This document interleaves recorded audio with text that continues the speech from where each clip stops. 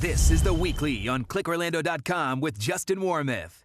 Good morning, I'm Justin Warmoth, and this morning we're joined by Dr. Jim Clark, News 6 political expert and UCF history professor. As we reflect back, I'm really curious, just to hear your thoughts on 2021. It was such a crazy year, and it seems like every year gets crazier with politics, but what stands out to you about this past year? I think the way Ron DeSantis has dominated the discussion at every level. It seems like he's holding a news conference every day.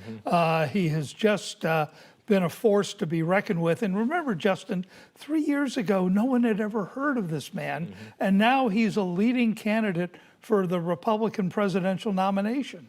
There's something to be said about, as we talk about, we're going to get into some of the discussions about who could be in the running for president in 24. But there's something to be said about a governor getting into the race because they have so much power. Yeah, unlike, say, a Ted Cruz in Washington, Ted Cruz can hold hearings and he can talk about stuff, but Ron DeSantis can come out and say, I want a bill passed against critical race theory and get it done. All Ted Cruz can do and other Republicans can do is talk. So he has the ability, and we saw this in the special session just a few weeks ago, where one day he says, I want this, and the next day he gets it. That's the power. That's the power. Well, as we go back, and this time last year, we were in the middle of an election that wasn't finalized. There was a lot of discussion, a lot of counting, a lot of mail-in ballots to count, and that lasted a good month and a half. But then in the days that followed, there was an insurrection at the Capitol, which is perhaps one of the biggest stories that we've covered in a long, long time. And so as we reflect back on that, what stood out to you about that day and the discussions that are still underway to try to get to the bottom of it? Yeah, I think that hundreds of people have been indicted. A large number have pled guilty. Some have already served their jail time or are serving it now. And yet the debate continues as to what this was. Republicans have tended to defend the events of January 6th. Democrats have condemned them. And so there was no national consensus about what happened that day. And that's why these hearings are underway. I think the American people would like to know, and they have a right to know, how this all happened. What were the ramifications? It's just there's a lot to it, and every time you see the video, you don't think it's real. You think it's like from a movie, and yet it happened. I mean, this time last year we were gearing up for it, and no one expected that. It did happen, and hopefully this committee, which has already been so politicized, will be able to come up with enough hard evidence to convince Americans one way or the other so that we can put this behind us. Right. This is kind of like the election of 2020, where this debate goes on and on. We never seem to end these debates. Yeah, like everything that in today's day and age, everything gets politicized, and certainly the pandemic in 2021, that didn't stop, and in fact, it probably got even more politicized. And that was probably a big story as we look back to 21 and how a new president, a new administration has handled the response to COVID, and maybe some of the differences between former President Trump and President Biden. And he got some stuff done that he wanted to get done, but not everything. No, not by a long shot. First of all, he had a badly divided Senate. He had, with the vice president, 51 votes in the Senate. But then two senators from Arizona and West Virginia have proved to be more Republican than Democratic. So he has had an extremely difficult time getting his agenda passed. The American Rescue Plan was probably one of his biggest accomplishments as far as legislation is concerned in 2021, would you say? Yeah, he was able to get that done in the early days of the administration when there was still a great fear of the pandemic and its impact on the economy. But since then, he has struggled.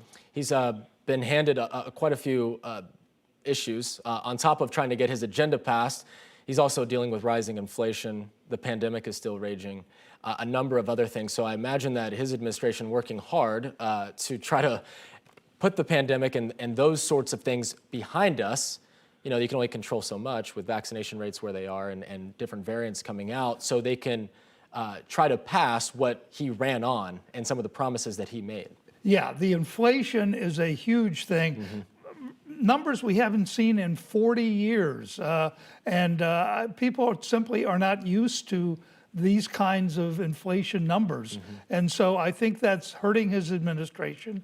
But again, if you start spending trillions of dollars and pumping money into the economy, you're going to have inflation. That is going to come. That's just basic economics. And, something happened in 21. It was an off year as far as elections are concerned. But Virginia did hold a very important election, a gubernatorial election. And the results, some people are saying, could be a precursor or a way, at least could happen in 2022 with midterms and the way that the country could be leaning.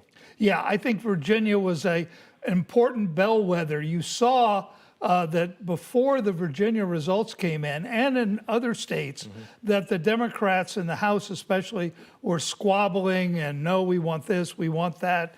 And after those results came in, I think it was a real wake-up call for the Democrats, who then passed the legislation for the national improvement. So I think the Democrats were handed a surprise. No one thought this Republican could win, and yet he crafted a brilliant strategy of keeping the Trump supporters inside the tent while kind of not running on the Trump platform. So he was able to appeal to lots of voters. The Democratic nominee, who was a former governor, very popular, Terry McAuliffe, simply made huge mistakes, could not get traction, and now the Republicans are going to be in charge.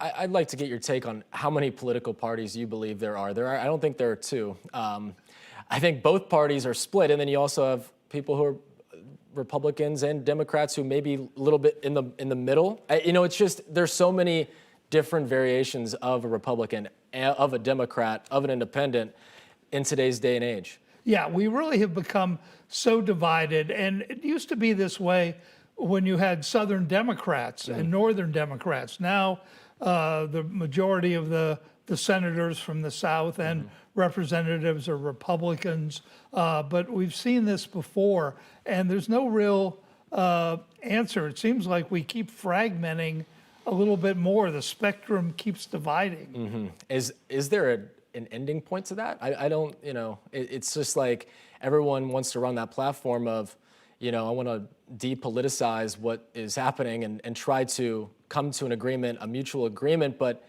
you're not going to win a primary running on that front. No, and the Republicans seem to have coalesced around Donald Trump and his views. The Democrats range from conservatives to progressives, and they seem to be the divided party today. Yeah. Well, there will be a lot to watch in 2022, and we're going to talk about that coming up. We have to take a short break, but Dr. Clark's going to give us a preview of what to expect with a big political year ahead in 2022. We'll be right back.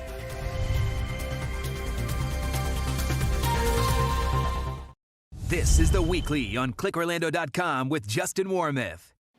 Welcome back. I'm Justin Warmoth, and this morning we're joined by News 6 political expert and UCF history professor Dr. Jim Clark as we give you a little preview of what to expect next year when it comes to politics, and it will be a busy year, especially when it comes to elections. First and foremost, let's talk about the gubernatorial election and who Governor Ron DeSantis could be up against in November. Yeah, it looks like Nikki Fried, the agriculture commissioner, and Charlie Crist are going to fight it out for the Democratic nomination. The question is exactly what is that worth? Right. The Democrats are in disarray. First of all, think about this. Florida has been a state for about 180 years. For the first time last month, the number of Republicans passed the number of Democrats. For 180 years, the Democrats always led in registration. That's not true anymore. The party has financial problems. They're having trouble getting candidates. They've never been particularly adept at electing people. Right. And so I think that the Democrats are going to face a really tough year in Florida. You know, Florida, everyone, for years, we were purple, at least from the national perspective, but I think we are fire engine red at this point based on what we saw in 2020 and those election results and the way that registration is going into 21, heading into 22. An uphill battle, no doubt, for whoever comes out of the Democratic primary, as you mentioned. Is there one candidate in particular that might have an edge over the other? Do you think a Charlie Crist has more of an edge because of his, you know, he's already served as governor of the state of Florida versus a newcomer in Nikki Frieder? Do you think she has more of a say because she's the only statewide elected Democrat in the state of Florida? Yeah, I think Charlie Crist has the edge. First of all, he's been very good at raising money, even when he loses. But he has been a former governor. He's well known to people. So I think usually in primaries, the known commodity wins out.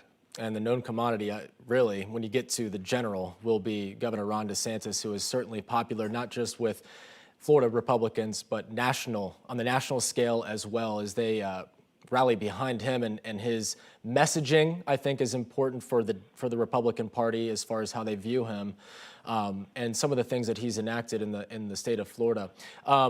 So let's talk about some other elections. The midterms are certainly going to be a hotly watched and debated, and it's going to be interesting, especially in the state of Florida. But again, we'll see what happens when it comes to Democratic Congresswoman Val Demings and her run against Marco Rubio. Yeah, that's going to be an uphill climb also. I think the Democrats are in trouble.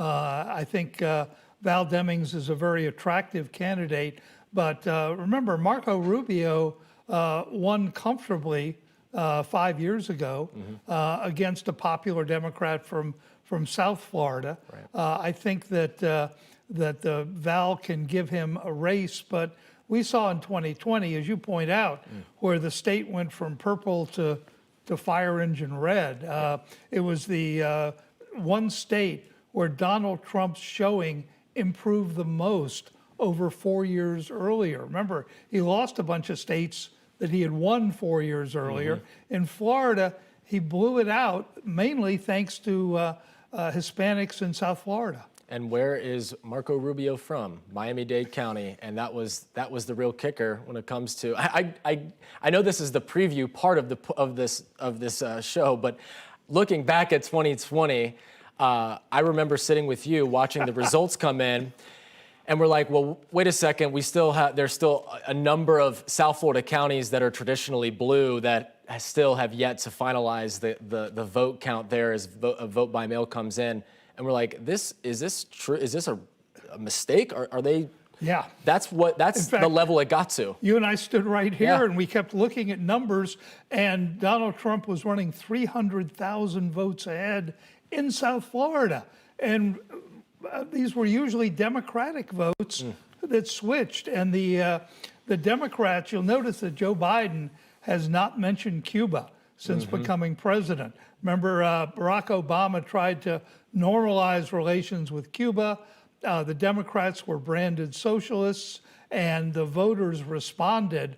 And this is going to hurt the Democrats in 2022. Remember, not only did they lose the presidential race in Florida, they lost a couple of South Florida congressional seats that had been safe Democratic seats for years. And we'll see what happens with redistricting, which will also come up in 2022 because, again, now gerrymandering in its form from 2010 won't happen. But Republicans do have control of how these maps are redrawn, because that's happening based on the 2020 census results. Yeah, they have control up to a certain point, and that's the point where somebody goes to court. And that's what happened 10 years ago, where the Republicans got carried away. They drew some outrageous districts, and people went to court, and the courts handed the responsibility for redrawing the districts to the League of Women Voters. The Republicans don't want that to happen this year. So the Senate, the Florida Senate, has come up with a fairly reasonable plan where the Republicans will gain one seat, the new seat that'll be carved out of Polk County. The House, however, is coming up with a more radical plan. But the danger again for the Republicans is that the courts end up deciding it rather than the legislature. So they have to walk that line very carefully. Yes. Whatever happens, the last thing that the Republicans want to happen is for this to go to court. Right, Yeah. and caught in the middle of this is Representative Stephanie Murphy, Right. A middle-of-the-road Democrat by any standard, whose district could go either way depending on how it's reconfigured. Wow. And so, all right, so back to 2022 and what you're seeing when it comes to the Democratic Party, the National Democratic Party, and where they're going to be lending their money to help the candidate hopefully win from their point of view. They're essentially at this point ignoring Florida in that race with Val Demings versus Marco Rubio? They are, and that's going to be one of the most difficult things for Val Demings to try to get the attention of the party. In the 2020 race, what we saw was that the Democrats thought they could pick up a bunch of seats in places like Texas, Sure. and they spent lots of money in those places. Meanwhile, they lost in states where they thought they were safe. So they're not going to take lots of chances in 2022. They're going to try to look at holding what they have and hopefully picking up some easy seats. What about the rumblings and how the rumblings of DeSantis 24 from a lot of people on the national scale and probably from some Floridians, nothing official. The governor, in fact, always says, like, you know, he always washes it or pushes it away whenever someone asks about his political ambitions beyond 22 and into 24. Is a lot of people are calling for him to run for president. But how will that play a factor in the 2022 gubernatorial election? Well, it's going to be interesting to see. First of all, he's been able to use his national stature to raise tens of millions of dollars. He can go around the country kind of meeting people in places like Iowa saying, oh, I'm raising money for my gubernatorial campaign. So it gives him a certain freedom to travel around the country, speaking to Republican groups, and it only enhances his national reputation. Is there one thing in particular that we did not discuss about 2022 that's catching your eye and that you're interested to see how it will play out? Yeah, I keep wondering if the Republicans aren't going to start putting some pressure on Donald Trump to be either in or out. Basically, he has frozen the Republican Party. By now, you would see half a dozen Republicans running for president. You would see them in Iowa and New Hampshire every week, and you're not seeing that. Yeah. It's almost like there's no campaign going on. We'll see if 2022 will be any different and see if that happens. We'll see if he goes one way or the other. But Dr. Clark, we always appreciate your time. Thank you. Thank you for your insight, and thank you for joining us. For more information on everything political, just head to clickorlando.com/politics. I'm Justin Warmoth. For Dr. Jim Clark, take care.